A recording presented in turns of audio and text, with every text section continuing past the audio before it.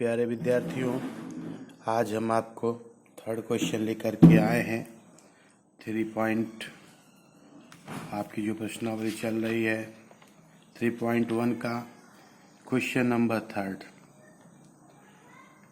कह रहा है 2 किलोग्राम सेब और 1 किलोग्राम अंगूर का मूल्य किसी दिन 160 रुपया था। 1 महीने बाद 4 किलोग्राम सेब और 2 किलोग्राम अंगूर का मूल्य 300 रुपया हो जाता है। इस स्थिति को बीजगणितीय तथा ज्यामितीय रूपों में व्यक्त कीजिए। देखिए, सबसे पहले मान लेते हैं माना 1 किलोग्राम सेब का मूल्य 1 किलोग्राम सेब का मूल्य बराबर 100 रुपया तथा 1 किलोग्राम अंगूर का मूल्य बराबर y रुपया। अब पहली शर्त क्या कह रही है? पहली शर्त को देखते हैं। प्रथम शर्तानुसार पहली शर्त ये कह रही है कि 2 किलोग्राम सेब और 1 किलोग्राम अंगूर का मूल्य 160 रुपया था। यानी जैसे हम 2 किलोग्राम सेब ले लें, 2 किलोग्राम सेब प्लस 1 किलोग्राम अंगूर, अगर ये दोनों मिला के हम लेते हैं तो इसका मूल्य था 160 रुपया। अब आप देखें, 1 किलोग्राम सेब का मूल्य 100 रुपया है तो 2 किलोग्राम सेब का मूल्य कितना हो जाएगा? 200 रुपया हो जाएगा। 1 किलोग्राम अंगूर हमको y रुपया का मिलता था तो यही बराबर हो जाएगा 160 रुपया। तो ये बीजगणितीय रूप से व्यक्त हुआ, जिसका आपका पहला आंसर आया। सेकंड स्टेप पर चलते हैं। हमारी दूसरी शर्त क्या कह रही है? दूसरी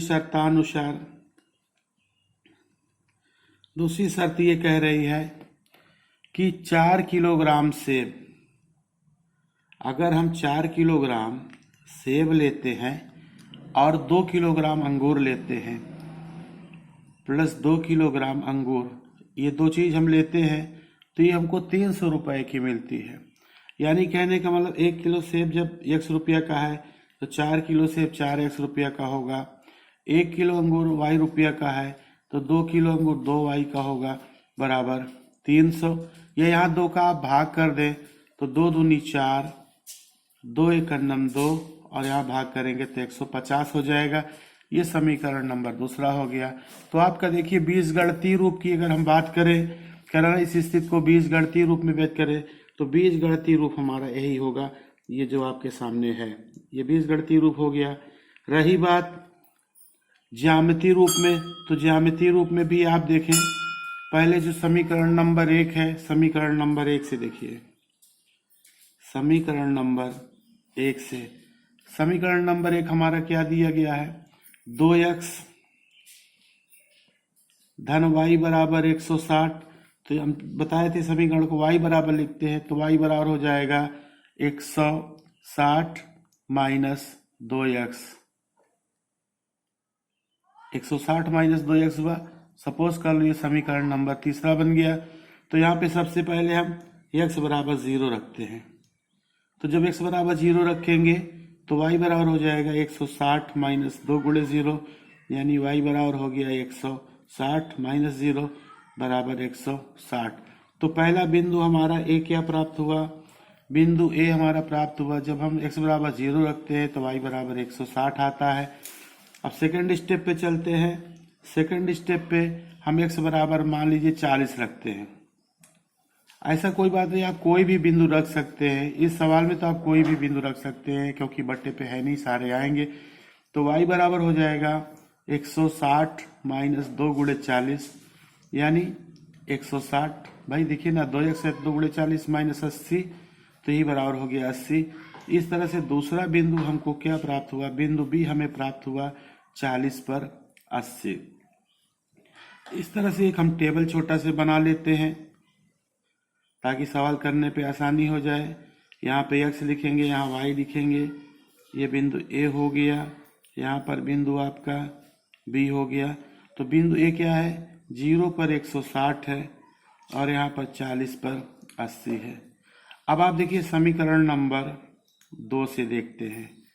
समीकरण नंबर 2 से आप देखिए 2 क्या है आपका, 2x धन y बराबर 150 है, 2x धन y बराबर 150।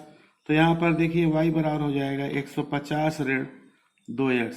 इस तरह से ये समीकरण नंबर आपका चौथा बना। अब यहाँ पर पहले आप x बराबर फिर से 0 रखें। x बराबर 0 रखने पर तो y बराबर क्या हो गया, 150 ऋण 2 गुणे 0, या इसी को सॉल्व करें तो यहाँ से देखिए y बराबर हो गया 150, 2 जीरो हम 0 यानी 0। तो इस तरह से मुझे बिंदु C प्राप्त हुआ। कितना प्राप्त हुआ, जब हमने x बराबर 0 रखा तो y बराबर आपको 150 प्राप्त होता है। भाई 150 में 0 घटाएंगे 150 भी होगा। फिर कम से कम 2 बिंदु लेना होता है। फिर हम x बराबर मान लीजिए 50 रखते हैं। जरूरी नहीं 50, आप 40 भी रख सकते हैं, 30 भी रख सकते हैं, 20 भी रख सकते हैं, माइनस में भी मान रख सकते हैं, कुछ भी रख सकते हैं। तो यहाँ देखिए क्या हो जाएगा, y बराबर 150 ऋण 2x है, तो 150 ऋण 2 गुणे, चूंकि x बराबर 50 है 50 हो गया, तो ये हो गया 150 और 50 दूनी 100। तो 150 से 100 घटा दे, कितना हो गया, 50 हो गया। इस तरह से मुझे बिंदु D प्राप्त हुआ। जब हमने 50 रखा तो 50 आया। फिर एक टेबल बना लेते हैं, छोटा सा टेबल, ताकि सॉल्व करने में सवाल आसानी हो जाए। ये x हो गया, ये y हो गया। 2 बिंदु, कम से कम 2 बिंदु लेना अनिवार्य है। तो यदि हम बिंदु C की बात करते हैं तो 0 रखने पे देखिए 150 आया था। बिंदु D की बात करें तो 50 पर 50 आया है। इस तरह से आपने सॉल्व कर लिया। अब ये देखिए आपका ग्राफ पेपर है। अब ग्राफ पेपर के द्वारा कैसे इसका हम सॉल्यूशन करेंगे, इस चीज को भी देखना बहुत जरूरी है। तो थोड़ा से हम ग्राफ पेपर ऐसे लाते हैं। अब यहाँ पर आप देखिए, ये मेरा x अक्ष है, ये मेरा y अक्ष है, ठीक है ना। तो पहला बिंदु 0 पर 160 दिया है। 0 का मतलब यही जगह है, और 160 का मतलब कि यहां से देख सकते हैं आप, ये खाने बने हैं।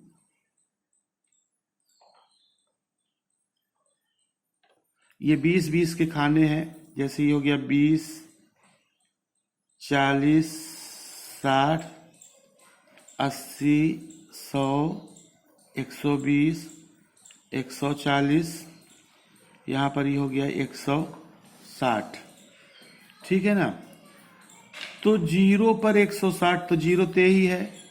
160 चूंकि प्लस में इसलिए ऊपर की ओर जाएगा, तो यहाँ पर ये 160, ये बिंदु ए बन गया। 0 160। फिर 40 पर आपका 80 आ रहा है, तो ये 20 हुआ। 10, 20, 30, 40, 40। ये देखिए यहाँ पर आप, ये आपका 40 है। यहाँ पे 40 पे आपका 80 आ रहा है, तो ये बिंदु बी हो गया। देख लिया ना भाई, 40 यहाँ पे है, ये 40 ले लिया, 80 के सामने यहाँ पे बिंदु बना दिया, बी 40। फिर ए और बी को मिलाती हुई एक लाइन हमने खींच दिया। इस तरह से ये समीकरण हमारा क्या बना, ये जो लाइन है हमारी, ये है 2x प्लस वाई बराबर 160 की बनी। बिंदु C 0 है। देखिए 0 पर 150, तो ये 0 है, ये 150, ये बिंदु आपका C बन गया। इसी तरह 50 पर 50 है, तो आप देखिए ये 50 है, 50 पर आपका देखिए 50 आ रहा है, ठीक है ना। तो इस तरह से ये बिंदु D हो गया 50 पर 50, और यहाँ से मिलाते हुए एक लाइन को हमने ऐसे खींच दिया। देखिए दोनों लाइन कहीं भी नहीं मिल रही हैं। इस तरह से हम कह सकते हैं कि इस समीकरण के अनेक हल होंगे। तो इस तरह से आपके बहुत इंपॉर्टेंट क्वेश्चन हुआ, और इस तरह से आपकी प्रश्नावली भी समाप्त होती है। यदि आपको हमारा चैनल पसंद आता है तो इसे लाइक करें, सब्सक्राइब करें, शेयर अवश्य करें, ताकि किसी और का भला हो सके। Thank you.